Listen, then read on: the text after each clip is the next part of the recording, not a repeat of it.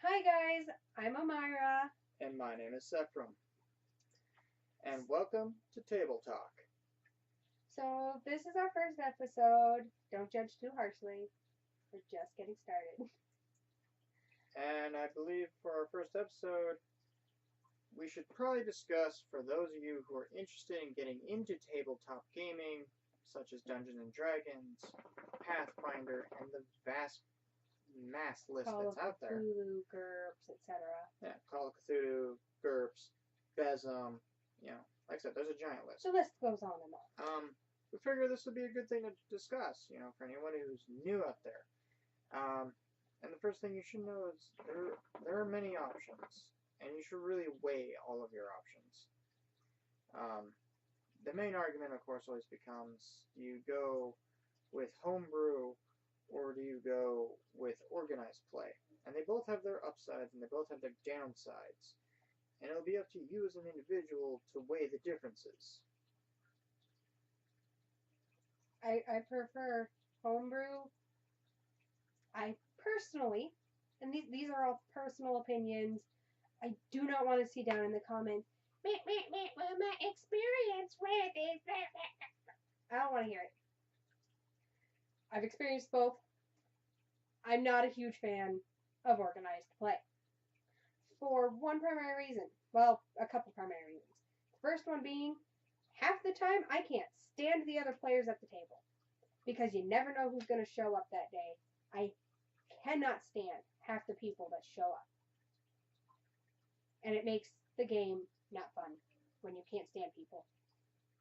But that being said, not all organized play is miserable. I mean, if you've got a GM who's running and you guys get a solid group together that enjoy doing the game together, you can run organized play as that same solid group for an entire adventure if you wanted.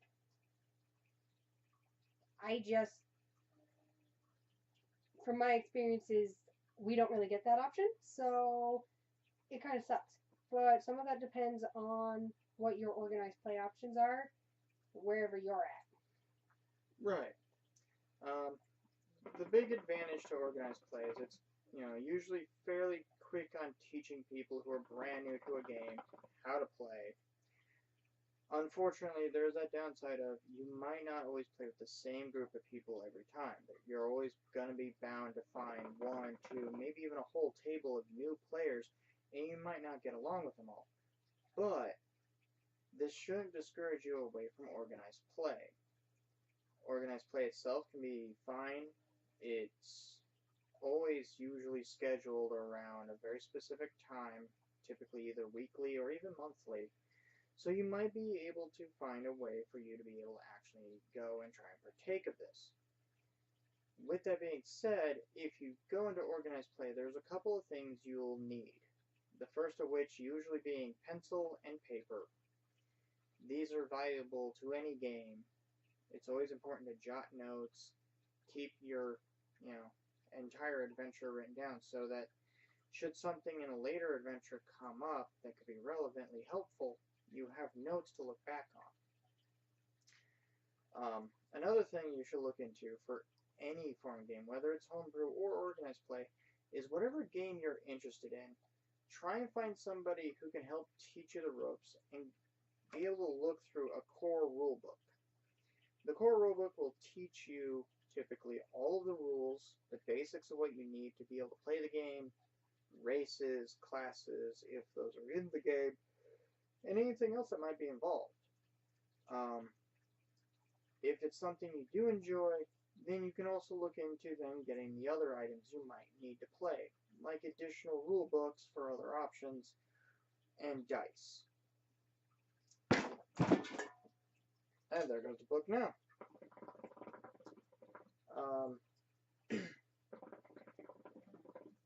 Usually, though, in organized play, oftentimes somebody's going to bring spare dice. Now, if you are the superstitious type who believes in the luck of the dice will be taken away if somebody else touches your dice or if you use somebody else's dice, then you might want to consider, yes, getting your own. For this, though, you need to understand that not all games use the same dice. Most games that run the D20 system use a standard set of 7, ranging from a 4-sided die, 6-sided, 8, 2 10-sided die known as percentiles, a 12-sided, and a 20-sided. Now there are some games out there that run only with the 6-sided dice, and they use it in basically pools of them. Same thing with the 10-sided dice. So for this, do a little research into whatever game it is you're looking into and see if there's an organized play for it. Now, if that's not what interests you, then you can always try what's called homebrew. Now, homebrew, unlike organized play, has a lot more flexibility. Typically, organized play restricts what classes are and are not acceptable and what races can be played. In addition to this, they'll also restrict certain pieces of equipment and other things. Whereas in homebrew, the restrictions are always set on a basis of whoever your dungeon master is. So you might have access to every single class, piece of equipment, and even every race. Darn my voice. Now, the downsides, though, to homebrew is everyone is expected to be able to look at all the books, or possibly bring their own books. And depending on the game will determine how many books there are out there. And you should really only look into the ones that you actually need. In the case of many games, the core rulebook, or player's handbook, depending on the game you're playing, will give you all the information you need for the basics. In addition to this, you'll probably be expected to bring your own character sheets, unless somebody is willing to supply character sheets. Once again, pencil, paper, and then you'll probably need your own dice, almost guaranteedly. Now, like I said, the advantages of homebrew, though, are you get to play typically with the same group of people all the time. So if you have a group of friends, like I said, you like hanging out, there's a great way to start right there, because you know you're going to have a good time. You got anything else to add on that? The primary things you're going to need if you decide to go into organized play is a character sheet for whatever system you're going into, like, say, for instance, Pathfinder.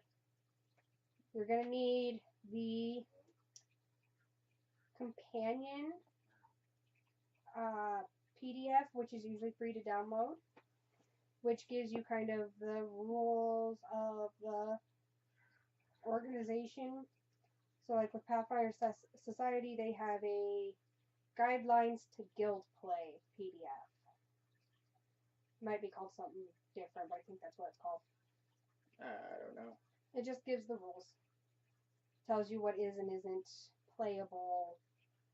Gives you some background and stuff on what's going on, things of that nature. And a lot of organized play operates under what's called the core assumption. It operates under the assumption that you own, at very least, the core. So, but if you're, say, showing up to a game, very first game you've ever played, a lot of the times you don't need a core that day. A lot of the times, especially if it's a session kind of intended to bring new players into the game, which a lot of groups do run, they will kind of just hand wave it initially because they're trying to help you decide if this is a game for you, if this is something that you're going to enjoy. So they just kind of will ignore whether or not you have a book for it. That being said, if you're going to continue playing, you have to have at least the core book. A lot of organized play groups require, if you're going to use something in your playing, so if you're going to use, say, a feat or a race or something that isn't in, say, the core, you have to own the book that it comes from. So if you want to do something that comes out of, say, the advanced race guide for your race. And it's considered legal for play in the organized play that you're doing.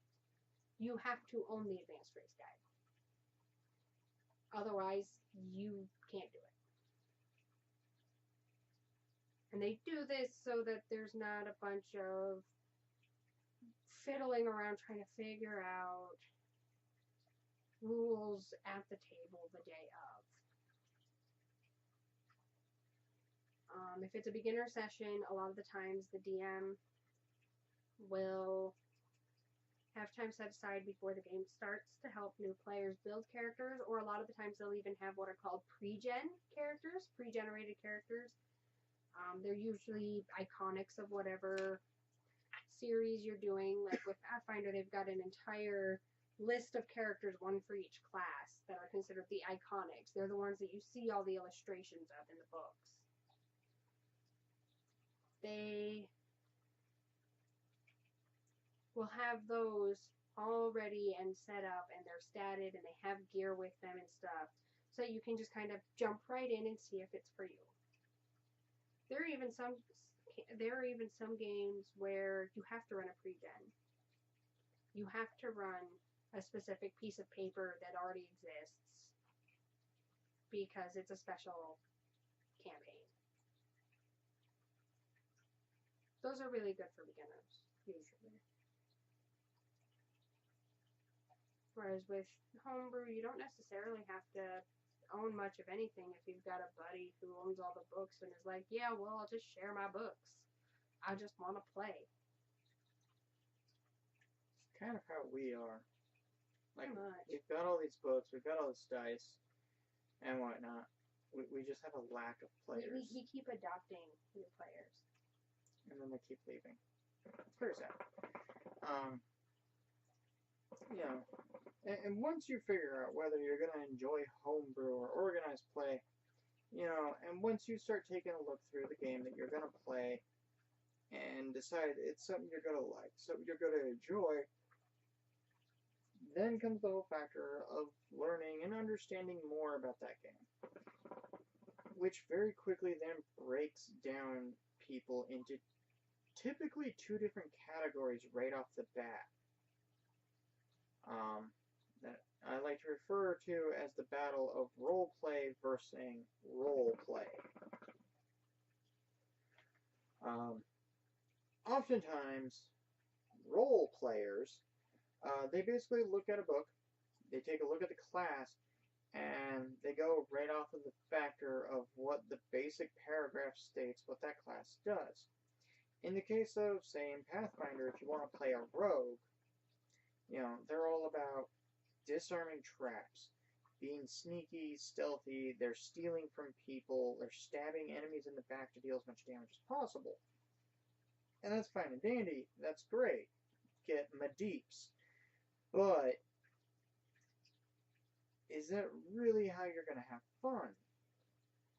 And this is an argument that I think a lot of people fail to catch. Is You need my medication. Yep. Sorry, guys, it's time for Amira to take her meds. It states within the beginning of the book that what it states for every class is merely just a guideline. The biggest part is to have fun, and these are literally actual words stated in the book. A lot of role players miss this, and they just go off of what the paragraph states. So if you build a rogue, and you state you're playing a rogue, they're going to typically expect that you're going to be a sneaky guy who's disarming all the traps, picking all the locks, and trying to deal as much damage as possible to an enemy. We were actually a couple months ago in an argument online about this. Because role players take a look at that beginning paragraph and go, yeah, I want to play a rogue, but I don't want to be that rogue who's that conniving thief. Instead, they want to be, I don't know, we'll use the example that guy had. He wanted to build a rogue who was more like a politician in a sense. He was a part of nobility. He could talk his way into anything, talk his way out of a situation. Very rogue-like things.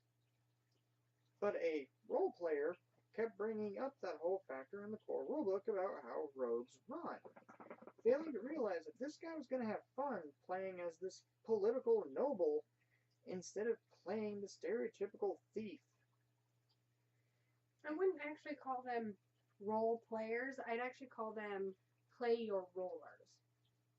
Yeah, that works. Play your Because rollers. role players are the ones that enjoy role playing. You know, this is how I built my character. This is what my character is going to do. Well, This is the personality of my character. So I'm going to play that. However, play your rollers are people who are like, if you're not doing backstab and you're not sneaking and you're not picking traps, then what good are you? Right. If you're not using a shield when you're a tank, what good are you? Or if you're not playing designated heal bot, if you're a cleric, what is your purpose? Truth is, you can do anything with any class. It's just a matter of how you want to go about doing it. Mm-hmm. There's some things I wouldn't advise doing with certain classes. Just don't. But yeah. I mean, if you really want to, then the options are there. I'm not gonna stop you, but you're gonna learn the hard way that it's gonna probably hurt you. Well, yeah, if you're gonna play a wizard and you decide you want to go up and beat down an enemy with your bare fists, good luck with that. You'll probably die, but good luck. If you don't die, have fun with that. But if you actually win, kudos to you. I will buy you a soda or a beer or something, depending on your age. No, you won't. We can't even buy our own beer and soda half the time. We can buy soda. I kind of want soda now. However, though, I'm not allowed to have beer. Which sucks. Anyways, you know, and these aren't, of course, the only types of players out there. In fact, actually, it breaks down to a mass tree. There's huge amounts of different players, and we'll probably cover that in additional videos. But yes. But the big thing is, for whatever game you play, the important part is have fun. Don't be the guy that sits there going, well, you're playing a fighter, so you need to be wielding a shield and a sword and beating in the enemy's faces. No.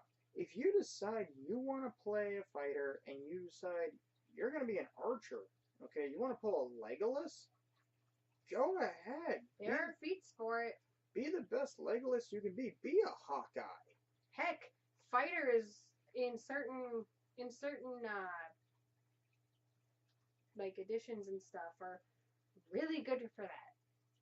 Really, really good for doing that because they get like twice the feats that everybody else does, meaning you can do a lot with a fighter. You can be that ranged fighter. You can be that up in your face fighter. You could be a sneaky fighter if you want to spend the feats for it.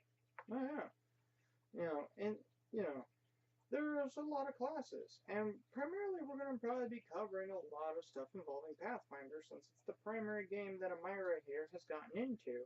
It's the primary thing I play, and it's the primary books that we have.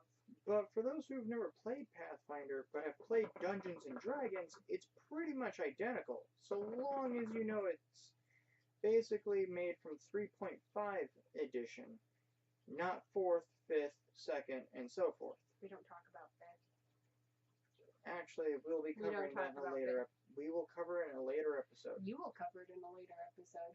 I will be absent because 5th is gross. 5th edition is gross, guys. Run away. Run far, far away. I'll be covering 5th edition later on. For those of you who've never been interested in it, I've never gotten the joy of playing it because of Amira. I can't find players. Anyways. You know there are people that are like that about Pathfinder, right? Yep. Okay, so long as you know there are people that dump on your favorite game as well. There are people who dump on 3.5. There are people who dump on AD&D. Well, yeah. There's no such thing as a perfect game. There are people who dump on Call of Cthulhu. Well, let's call it Cthulhu, but we're not going to We both dump on Starfinder. Anyways. But, you know, if you're wanting to get into a game, you know, take a look at a core rulebook. Oftentimes, there's bound to be somebody who can help you out in taking a look at it, or you can visit. Potentially, libraries are known for carrying the books nowadays because of their mass popularity. That, That's true. or your local gaming store. Books a Million carries them. Well, I mean, Books Million's not in every town. No, but I But mean, If Books you a Million, most larger bookstores Yeah, carry them. if So, you- like, if you've got a Barnes and Noble. Barnes and Noble, I know Borders is no longer in existence, but if somehow you have one of those in the four corners of the world, check out a Borders. Like I said, we've got Books a Million here. Like any major bookstore that might be in your town, there's more than likely you're going to find an entire section just for gaming books. Or And it's something to look into. it's cheaper than hard copies. Some people prefer hard copies, and I completely understand it. I love hard copies. But it's cheaper than hard copies. You can buy the PDFs from the dedicated website to whatever you're going through. Like, Pathfinder, they go through Paizo. So you go to the Paizo website, you can buy pretty much any PDF Oh, yeah. that they have a book. And it's at about a fraction of the price. Like I want to say a quarter of the price. Quarter to half, I think. And over the last couple of months, Pathfinder has started releasing these smaller versions of the books that are half the price. And I love these little things because they save on space and they're a lot cheaper. I can pick up a ton of them and not feel quite as bad because I'm getting twice the amount of books. It's wonderful. If you're a person who struggles with math, it's pricey, but it is something to look into, especially it's a great tool for accessibility for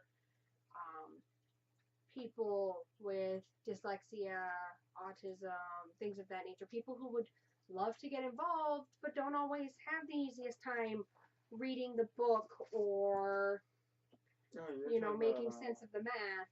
There is a program called Hero Lab, and it has multiple different game systems on there. Get down from there, you stupid cat! He'll be fine. He's just sniffing it for the third time. I love my cat. I really do. Um, He's just being a butt.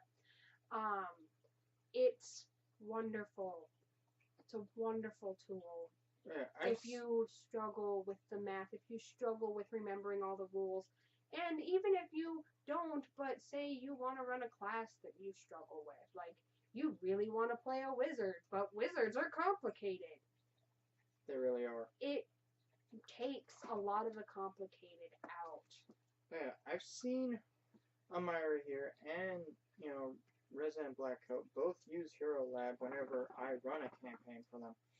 And it really simplifies all the math. You just enter in the basic information, what level you're at and everything, and it will calculate every little piece of information for you.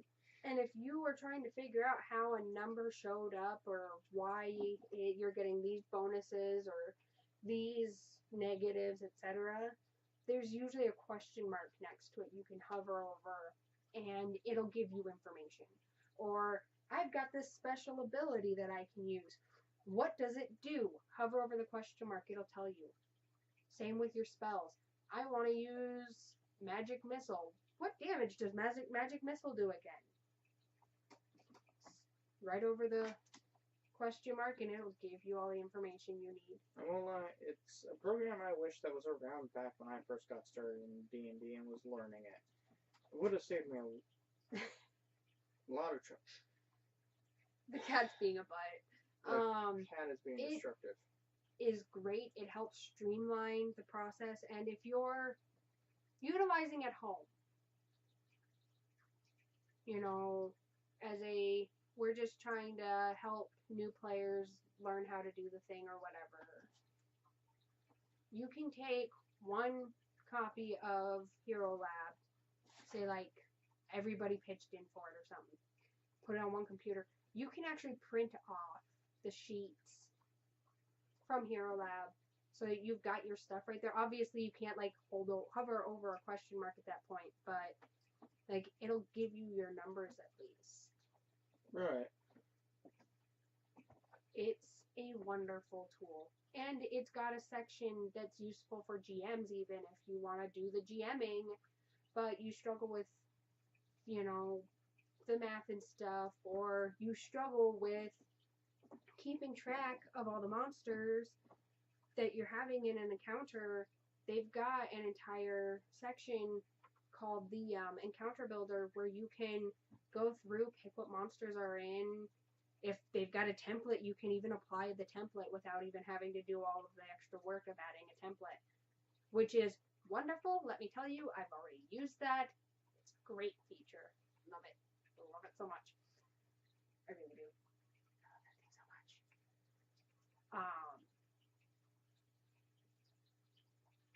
And you can enter in who's got what initiative. And if you've got everybody's characters on there, you can actually load them into the thing so you can keep track of everybody's initiative. It's wonderful. Yeah. Nowadays, there's tons of tools that can help you out. So, I mean, if it seems a little intimidating to pick up a book and start reading, there are tools out there that can help you to simplify it if you don't have an experienced player on hand to help teach you. It looks really complicated, and in a way, it really is complicated. But the big thing to remember is it's as complicated or as simple as you really want to make it. You know, if you don't want to muddy up the waters with all the extra books, you can run an entire game out of just a core rulebook. It's got monsters, it's got feats, it's got character building stuff, it's got equipment. It doesn't have monsters. Doesn't? No, the core rulebook has everything except monsters. Okay, well your GM needs a monster book then. Yeah. Other than that, at the very minimum, I suggest for anyone who wants to be a DM, get a core rulebook, get at least the first bestiary, however you pronounce it, bestiary, or monster manual if you're playing D&D, or whatever they call it, book of creatures, etc. Basically, there are 3 books that anyone who wants to be a DM who's going to be new to a game needs. I like to refer to them as the cake. That's a core rulebook or player's handbook, a monster manual or bestiary, at least the very first one for whatever game, but you can pick up any one. And then, typically, the Dungeon Master Guide. With these 3 books, you can run a complete campaign. You can do everything and anything at its base minimum. Everything else is just icing on top of the cake and every little decoration you could think of. If you don't think that you can build a campaign, this is one of them. Yeah. Yeah. A lot of the times you can find pre-published modules, things of that. This one's called Lords of Rust. Which one is that one? That is it's the an second Iron Gods book, isn't it? Yes, that is the Okay. second book to So, Iron Gods. That's a section of a big campaign. You can also find ones that are one-offs, and those are called sometimes, modules. especially around Gaming Week, which I don't remember when that is, but there's this special time of the year where a lot of sites like Pathfinder and like the Paizo website, the Wizards of the Coast. Wizards of the Coast. That's the one I was trying to remember. They release some free to download PDFs of modules, of adventures that you can run. And they do it because it's a great way to get more players interested. And it's a great way, if you're on a budget, to stock up on something to try to get some players interested. That cat is going to destroy the bed. Yep. I'll deal with them later. So, honestly, I think that's all you really need, that and some players. Pretty much. Players, dice, character sheets, core rulebook, monster manual, dungeon master guide, pencils and paper. That's the primary things you need. But the most important part is the ability to have fun and typically an imagination. I had a thought brain. And now I've lost my thought brain. It's one of those days, isn't it? Yeah, it's one of those days. Well, in that There's something to case, do with people or something like that. oh, making sure everyone's schedules line up in an appropriate way to where you can try We'll and cover the maximize. responsibilities of a DM later. Oh yeah.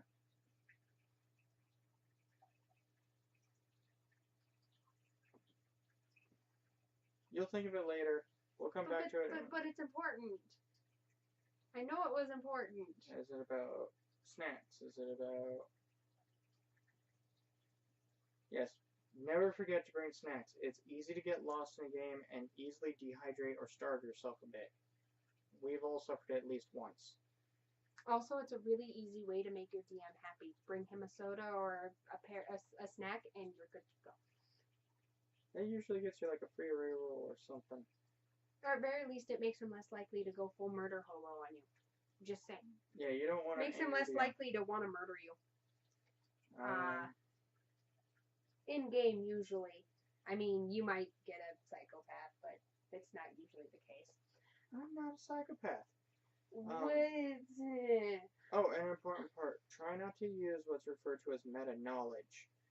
If you read ahead and learn a lot about a monster, but your character has never faced off against a monster, and you fail an intelligence check to know anything about that monster, try not to use the knowledge you've learned ahead of time as a player about that monster against it.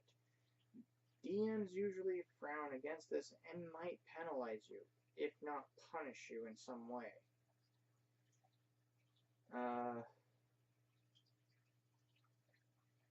Anything else, Myra?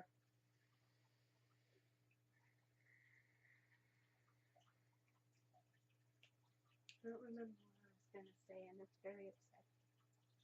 I'm not sure what it was going to be. Oh, I remember now. Okay, so sometimes if you can't get a full group together, the average group is 3 to 4. But if, say, there's only 2 of you flipping nerds out there who want to play, you can arrange, you can set up, you can organize things to do a solo campaign.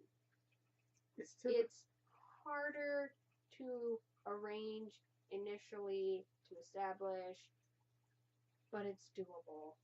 And it can still be a lot of fun, and it can still have a very intense story, and it can still have a lot of complications and just as much conflict and just as much drama as a big game with lots of players. It's really only limited by the imagination of you and the DM. And honestly, sometimes I enjoy those ones more than I do other things because sometimes I just don't like people. Right, but the more players you have, the easier a game can be. The less players you have, the harder it can be on the factor of not as many bases will be covered. But we're going to cover that in another episode. So, what do you think, Myra? Good starting place for now? I think that's a good place to I think this is a good piece of information for those who are brand new. We'll be covering a lot more. Stay tuned for more table talk, I guess. Okay, bye. Until then, this is Sephram signing off. Okay, Bye, guys. bye.